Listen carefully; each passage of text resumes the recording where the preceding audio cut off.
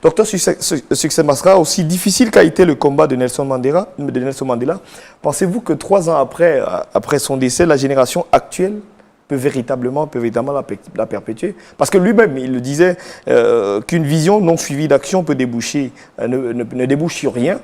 Mais aujourd'hui, on est plus en face des gens qui racontent son histoire, qui vivent son histoire, mais en réalité, on n'a pas d'action concrète, le plus souvent qui nous permettent effectivement de vivre ce que Mandela prônait comme... Ça, c'est une très bonne question. Une question que nous avons abordée par l'intermédiaire de celui qui a écrit la postface du livre. Donc, postface, c'est à la fin du livre. Et ça restait l'une des questions les plus importantes que nous avons posées. Donc, je vous propose, pour répondre à cette question, de lire une partie du livre. Si vous allez à la page 195, vous allez découvrir, il est dit, « Après tout, nous, jeunes Africains, clamons haut et fort et à juste titre à chaque fois que nous le pouvons, notre admiration pour ce grand homme. Nous l'encensons, le célébrons, le déifions même. La seule chose que nous évitons soigneusement de faire, c'est de nous en inspirer. Mais ce n'est pas un hasard. À force de le glorifier, nous l'avons déshumanisé. La déification de Madiba l'a éloigné de sa condition humaine. Et plus loin, il a dit que nous, jeunes Africains, éduqués et privilégiés, prétendons vouloir transformer notre continent.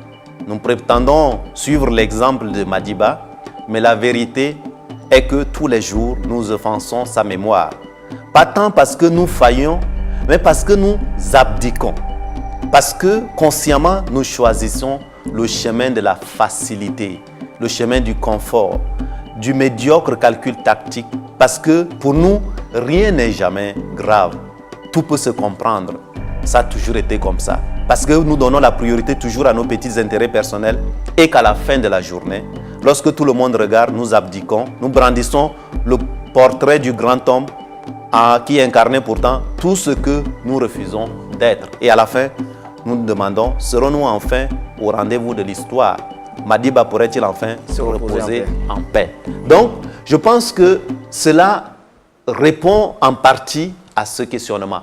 Pour nous, c'est la question essentielle au point où même en fin du livre, nous avons posé sous forme de questions. Parce que nous ne prétendons pas avoir une réponse. Parce que les défis à l'échelle de chaque pays sont des défis différents. Nous avons des choses communes à faire. Mais chacun doit pouvoir identifier des solutions spécifiques à chaque société, à chaque pays. Il faut avoir conscience de ces choses-là. Et répondre à cette question finale, c'est le défi qui est lancé à nous, jeunes générations africaines, qui devons faire partie des futurs décideurs de notre monde. Parce que, qu'est-ce qu'un grand leader à l'échelle du Cameroun, du Tchad, du Niger, de la Côte d'Ivoire, du Sénégal, s'il ne fait pas partie des gens qui prônent un certain nombre de principes dans lesquels tout le monde peut se retrouver, y compris à l'universel.